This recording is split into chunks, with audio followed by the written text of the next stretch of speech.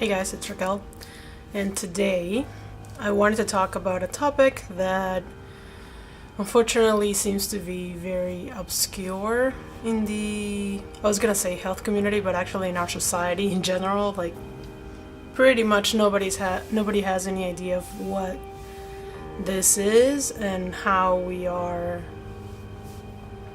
affecting each other on such a deep level without even knowing it, and how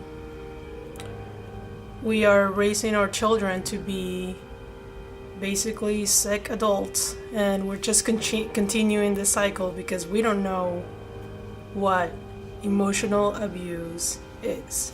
And I just want you to know in advance that when I first started on my healing journey, the term emotional abuse, just the term emotion, seemed so silly. Like, I just didn't see the point in it. I was an engineer. I did not understand why some of the people who I think I consider to be the strongest and that I admire the most talk about emotions and talk about how talking to someone in a certain way just isn't right. And some of it I could understand as like verbal abuse, but in terms of emotional abuse, I couldn't really get it. And eventually I found out on my journey that this was the origin, and I can see in other people now as well how this is the origin of most of our trauma. We are very familiar with sexual abuse and physical abuse. We can also kind of sort of understand mental abuse in terms of, forms of manipulation and stuff like that. But the emotional stuff always gets, left out. And I believe part of this is because when we're in the emotional dark ages, we just don't know anything about anything in terms of the emotional body. We don't understand that we have a physical and mental and an emotional body, and all of these three keys basically make one body. I'll get into that later, but basically today I'm going to attempt to give emotional abuse a better definition than I could find on the web, and I'm also going to give you some examples to help you understand why this is such an important topic and why we need to start making changes in how we treat each other, but first and foremost, how we treat ourselves, our relationship to ourselves. If we are being emotionally abusive to ourselves, we're gonna do the same thing to others.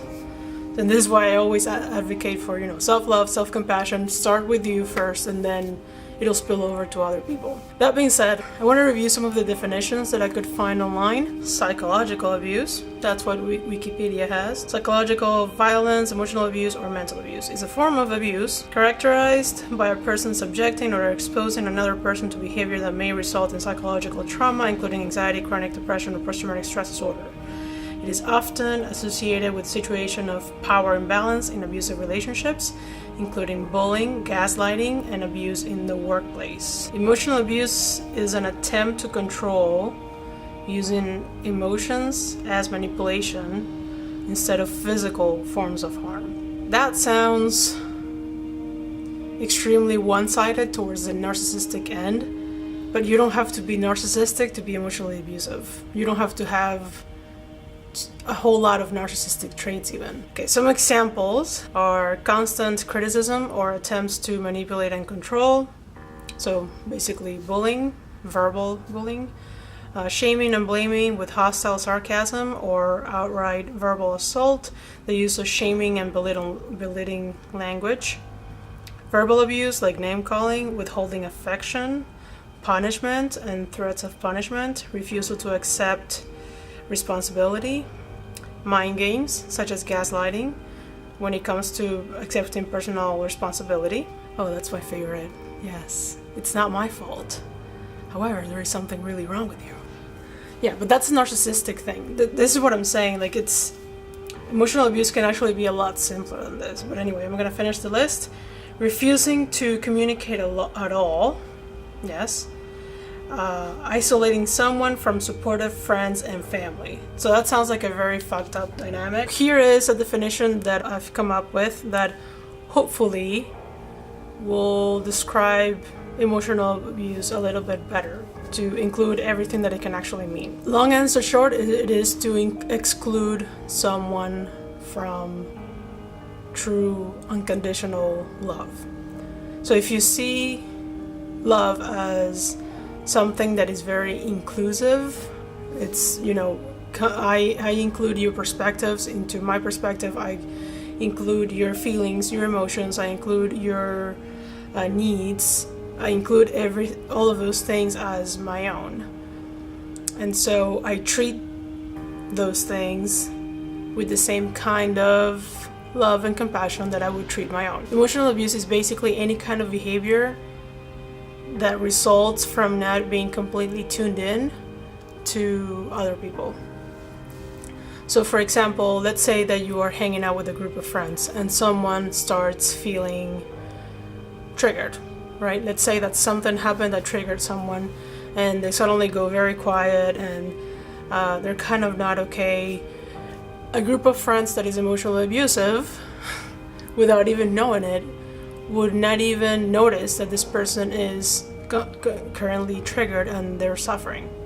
Or they may ask, are you okay? But the person, fearing that they're gonna be bullied or they're gonna make fun of him in some way, they choose not to speak up, and so they have to swallow the emotional state in order to fit in with their friends. As long as you have emotional abuse going on in any relationship, you're not going to feel completely safe. You may feel familiar, you may feel comfortable, but it's kind of the price you pay for not feeling safe in your relationships. So a clear indicator that you are in an emotionally abusive relationship, whether with others or with yourself, is that you do not feel safe to express your emotions. You do not feel safe to be yourself completely. When it comes to emotional abuse, it means to not accept someone exactly as they are, right here, right now. Seeing someone in their full potential, in spite of how they are in the present moment, how they look like in the present moment, where they are at in their journey in the present moment. It is to see something else and effectively reject the present. Some other examples of emotional abuse will be conditional love or affection. So we see this in children a lot, or I see this in children a lot with their parents. If you behave, then I'll give you a cookie, right? So it's the classic punishment and reward system. We train our children similarly to the way that we train our dogs, and we don't even consider that this is a human being that is in a hypnotic state for the first 7 years of their life. Or if you don't behave, then you don't get to cuddle with me. That's another one. So it's any kind of obedience training is extremely emotionally abusive. Another example, this is one of my favorites, and this is something that we do a lot in our society in general, without necessarily having to be in an outwardly emotionally abusive situation. It's shoulding. So you should not, or you should. Telling someone that they should do something, that they should be something, that they should not be something, that they should not do something, they should not be thinking this, they should not be behaving this way, or they should be thinking that way, and there should be like this. Both of those things, I hope you can see this, should means not accepting what is. Emotional abuse is not accepting with unconditional love and presence what is right here in front of you or inside of you. Another one is, this is more on the narcissistic spectrum, is transactional gestures. So I'm gonna give you something, but it has a whole bunch of strings attached to it, and so you're gonna be walking around like Pinocchio because you are mine. I am basically a puppet master, and every time I give you something, I attach more strings to you, and I can manipulate you around. But that's more outwardly narcissistic. That's like obviously fucked up, you know? If you want to do something for someone, do it because you want to, not because you're expecting something in return. unless they know about it, right? So it's not fucked up if it's like a business transaction. You know, I'll give you this service in exchange for this kind of service. I'll do you this favor if you are willing to do this favor for me. So when it becomes emotionally abusive is when the receiving party doesn't know that this is a transaction. One of my favorites that we all do a lot in our everyday life is giving someone advice when they haven't asked for it. It is assuming that they need your help, that there is something wrong with them when there isn't. The only right way to give someone help is because they ask for it, or after you have offered help in case they want it, and then they can choose whether they want it or not. But it's not coming from a place of telling them effectively, you don't know what the hell you're doing, so I'm gonna do it for you. Here's the major reason why I wanted to talk about this today. This is the cornerstone of chronic depression. It's the cornerstone of other forms of trauma. So much revolves around emotional abuse. People who have been physically and sexually abused can tell you the emotional abuse component in those kinds of abuse is the worst kind. It's the worst part. Like, getting over emotional abuse is one of the hardest things ever. Like, you have to love yourself so completely and to go so against the norm, to go against everything the world tells you, to treat yourself in a way that most people do not treat themselves. When I first started my recovery journey, I thought this whole thing was stupid. And eventually I got into trauma work, integrating the root trauma behind, symptoms, triggers, that kind of stuff. And I'm the kind of person, just to paint you the picture, I'm the kind of person that has a lot of serious trauma to recover from, or had a lot of serious trauma. So I grew up with bombings, with shootings, and in a sexually aggressive culture. I have plenty of hardcore dramatic trauma, and most of the times, the first few times that I was trying to integrate a trauma that came from a certain trigger, and I thought it would be coming from the more dramatic stuff, like the bombings, the shootings, the kind of stuff that you would think is traumatic, that the movies make us think that is traumatic. Turns out, when I would go in, it was the silly stuff that I ran into. It was all the trauma coming from basic emotional abuse that I had as a child. The way that we are raising our children in general. So I would fall over at a very young age, let's say, 1 or 2. I was learning how to walk, and no one would pick me up because I needed to be strong. Trauma. I am crying in the crib, nobody's picking me up. Trauma. Neglect is a major form of emotional abuse and a major cause for trauma. There are 2 major examples that I would like to give you in terms of how this affects a person before we go.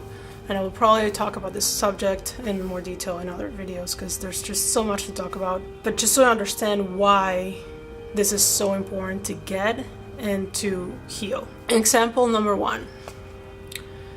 Little boy grows up in an average society. His parents want him to be very successful at school. He tries his best. He tries to get good grades. Around 12 years old, the boy starts to feel like he can no longer keep up with the pressure. All of the misery that he has been experiencing from all the years of all the pressure of getting good grades, even though that's not you. Being a good boy as if you are a bad boy. Being obedient instead of having healthy boundaries. One day he has had enough.